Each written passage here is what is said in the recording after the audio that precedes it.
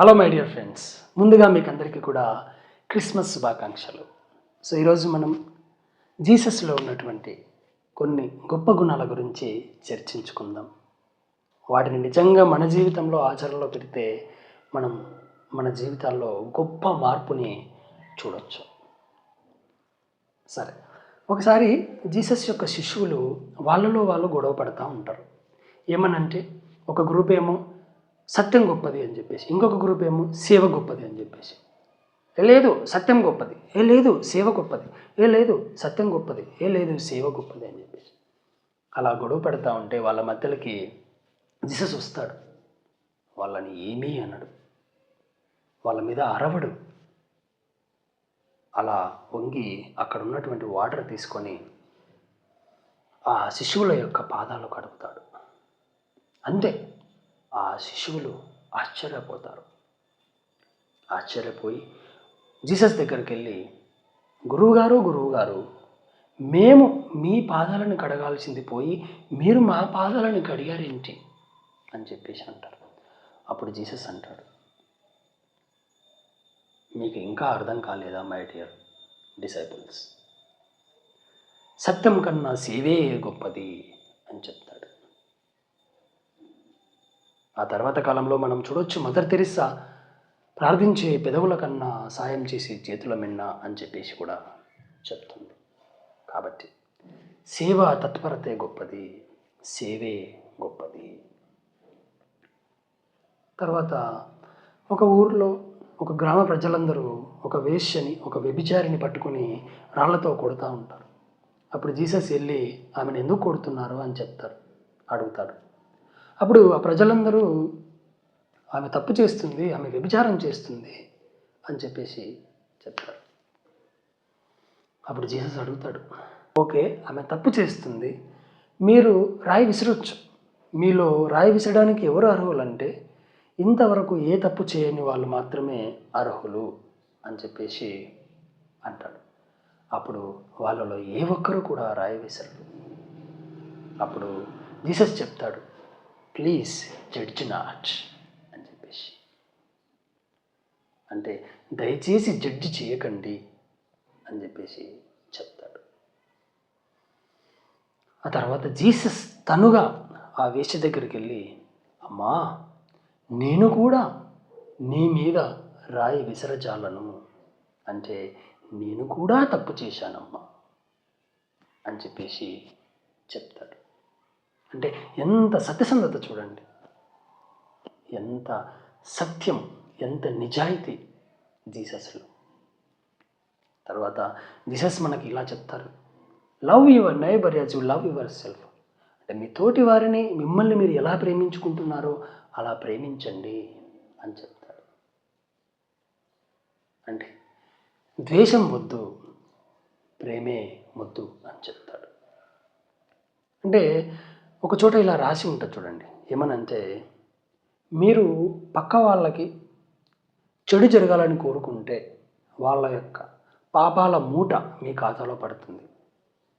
మీరు పక్క వాళ్ళకు మంచి జరగాలని కోరుకుంటే వాళ్ళ యొక్క పుణ్యాల మూట మీ ఖాతాలో వచ్చి చేరుతుంది అని చెప్పేసి ఉంటుంది. కాబట్టి ప్రేమించండి, ద్వేషించకండి అని చెప్తాడు. ఆ తర్వాత జీసస్కి పూర్ పీపుల్ అంటే, పేదవాళ్ళంటే, బలహీనులంటే చాలా ప్రేమ, చాలా దయ, చాలా కరుణ, చాలా వాత్సల్యం. ఒకసారి ఒక గొర్రెల కాపరి బలమైన 99 గొర్రెలను వదిలేసి ఒక బలహీనమైన గొర్రె కోసం వెతుకుతూ ఉంటాడు.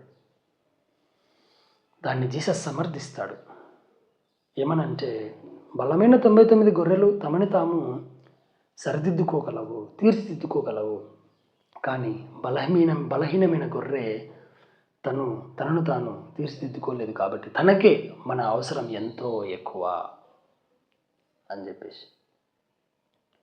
అందుకోసమే నేను జనరల్గా చెప్తున్నాను, స్కూళ్ళల్లో ఏం చెప్తారంటే మీరు చదివే విద్యార్థులకి తక్కువ అటెన్షన్ ఇవ్వండి, కానీ చదవని విద్యార్థుల పట్ల మీరు ఎక్కువ కేర్ చూపించండి, సి గ్రేడ్ విద్యార్థుల పట్ల ఎక్కువ కేర్ తీసుకోండి అని చెప్పేసి చెప్తారన్నమాట. సరే, అయితే జీసస్ దీనికే కొనసాగింపుగా ఇంకేం చెప్తారంటే, as a camel cannot pass through the hole of the needle, in the same way the rich also cannot enter the gates of heaven, but only the poor are allowed into my heaven అంటాడు. అంటే ఒక ఒంటె సూది యొక్క రంధ్రం గుండా ఎలా వెళ్ళలేదో అదేవిధంగా ధనికులు కూడా నా రాజ్యంలోకి అనుమతించబడరు, దేవుని రాజ్యంలోకి అనుమతించబడరు, కేవలం పేదవాళ్ళు మాత్రమే అనుమతించబడతారు అని చెప్తాడు. ఇట్లా తనకు పేదలన్నా బలహీనులన్న వాళ్ళ పట్ల జాలి, దయ, కరుణ చాలా ఎక్కువ జీసస్కి. అట్లా జీసస్ ఒక గొప్ప రిఫార్మిస్ట్, ఒక గొప్ప సంస్కర్త. తను ఏం చెప్తాడంటే, if you want to remove the poverty, first remove the very thought of poverty from the minds of the poor అంటాడు. అంటే మీరు పేదరికాన్ని తొలగించాలి అని అనుకుంటే ముందుగా ఆ పేదల మెదళ్ళలో ఉన్నటువంటి మురికి వాడల్ని తొలగించండి, ఆ పేదరికం అనేటువంటి ఆలోచనని తొలగించండి అని చెప్పేసి చెప్తాడు. అండ్ జీసస్ ఎంత క్షమాగుణం కలిగి ఉన్నటువంటి వ్యక్తి అని అంటే, తనను క్రాస్ మీద వేసి, అంటే సిలువ వేస్తుంటే, మరణశిక్ష వేస్తుంటే కూడా తను father forgive them for they don't know what they are doing.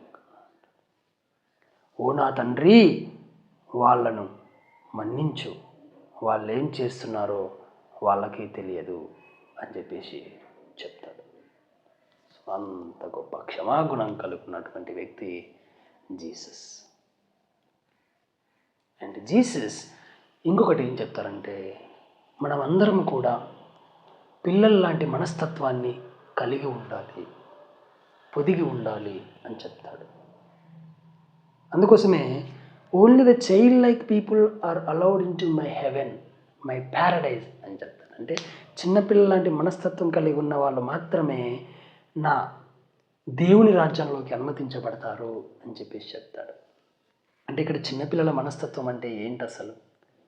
చిన్నపిల్లల మనస్తత్వం అంటే ఎప్పుడు హ్యాపీగా ఉండడం, కేరింతలు కొడుతూ ఉండడం, చిన్న విషయాలైనా సరే వాటిని పెద్దగా సెలబ్రేట్ చేసుకోవడం, అండ్ గతంలో కాకుండా, భవిష్యత్తులో కాకుండా, ప్రస్తుతంలో మనగలగడం, వాళ్ళే చిన్నపిల్లలు. అలాంటి మనస్తత్వం కలిగి ఉన్న వాళ్ళు మాత్రమే దేవుని రాజ్యంలోకి అనుమతించబడతారు అని చెప్పేసి చెప్తాడు. సో ఇట్లా జీసస్ చెప్పినవి ఇవి కొన్ని మాత్రమే. ఇలా జీసస్ చాలా చాలా చాలా చాలా వండర్ఫుల్ వర్డ్స్ చెప్పాడు, గొప్ప గొప్ప మాటలు చెప్పాడు. సో అవన్నీ నిజంగా మనం ఆచరణలో పెడితే మన జీవితాల్లో ఒక గొప్ప కాంతి మొదలవుతుంది, ఒక గొప్ప క్రాంతి మొదలవుతుంది. మనలో ఉన్నటువంటి భ్రాంతులన్నీ చెల్లాచెదరవుతాయి. So this is it, my dear friends, and thank you so much for watching this video. And మళ్ళొకసారి మీకు అందరికీ కూడా హ్యాపీ క్రిస్మస్.